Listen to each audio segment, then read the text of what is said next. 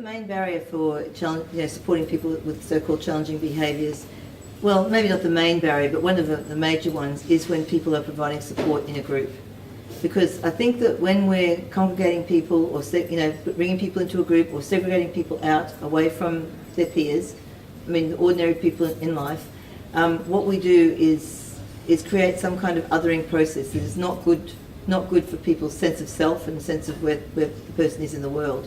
So when we group people, for example, often that means that people learn a lot of behaviours that they would never have known if they weren't there, because behaviours that are extreme are very easy to learn, and people are not being seen as an individual. And so what we're doing when we group people is taking a person out of their own life and plonking them into a program as a way to manage the situation, which leaves the person without a life of their own. So an example of this is when a person goes to a day program, because quite rightly families are worried because the person can't spend any time alone. 20 years down the track the person still can't spend any time alone because they're never spending any time alone, and there's no way to actually assist the person to do that. It's very difficult to do that in a group. So when your whole life is actually seen as part of a group, you're never seen as an individual, that will build behaviour in people. People will need to find another way to manage that. So that's a very big barrier, I think, for people who are trying to assist people when they're having to try and do that within the context and framework of many people.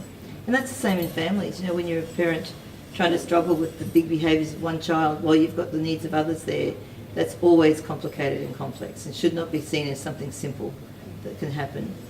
I think the other barrier is that somehow or other, through that othering process, people get to be seen as less than human. And so we don't really understand how much a person's struggle as a human being is part of what's going on. And so, you meet an 18-year-old guy with autism who's having very major behaviour, or, an older person who may be going through menopause, and we're asking ourselves, why is this person doing these things? Well, actually the first reason will be a very human reason.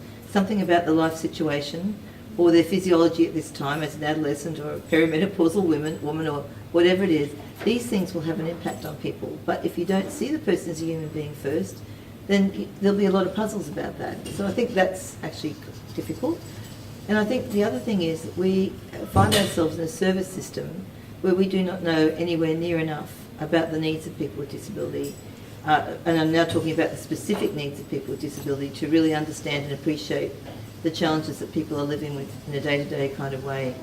And so there's a lot there that shapes all of our thinking around people and leaves us without anywhere to go or any real strategies about how we could help people do better.